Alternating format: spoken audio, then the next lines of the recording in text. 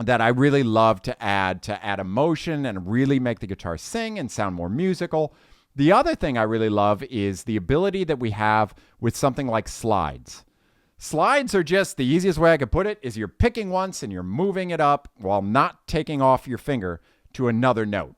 But you're not picking again, you're just picking and then moving. And the note sustains, so it continues ringing out. We have multiple variations. We have up slides, where we're moving up toward the body of the guitar. We have pick and then slide down. And then we have back and forth, where we pick, slide up, slide down, slide all around, and go through there. Let me show you a couple versions of those variations. And we'll do this, let's stay in that same exact position that we're at with that minor pentatonic, starting at 7 on the low E string. But where I'm going to be focusing on doing these variations, I'll start with an up. I'm going to start on the G, and it'll be the 9th fret. I'm going to pick, I'm going to slide up to the 11th. Then I'm going to show you me picking, sliding down to the 7th. Then I'm going to show you a variation where I go all over all 3 of those. Let's take a listen.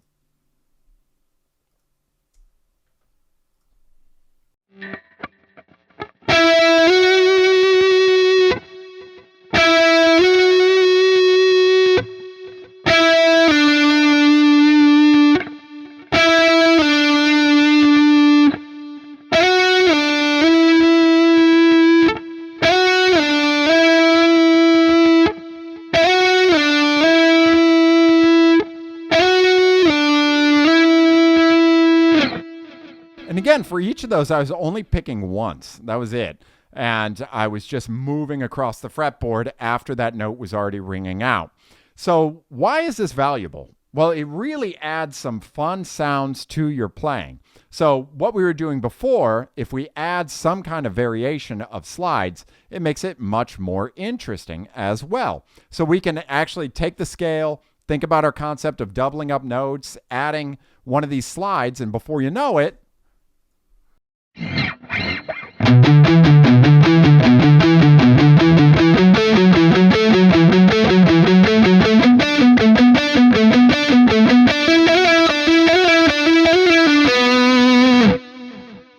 that's exactly the exercise we're going to be learning to do right now.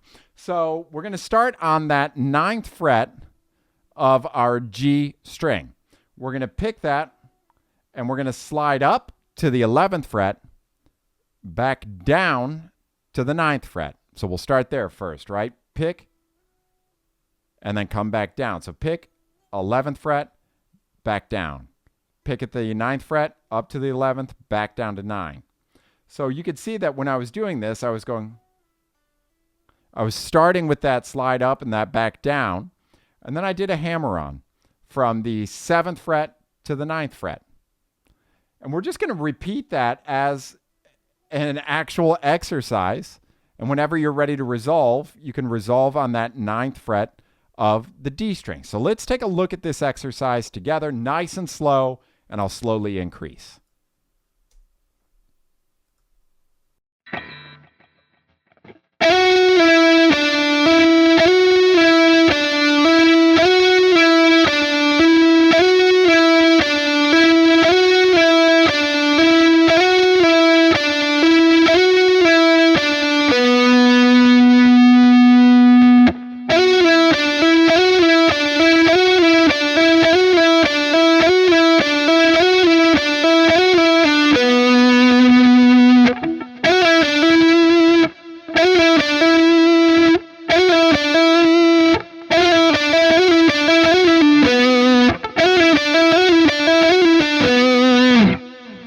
So it's really fun. And again, this is just a reminder for you that it doesn't have to be anything crazy.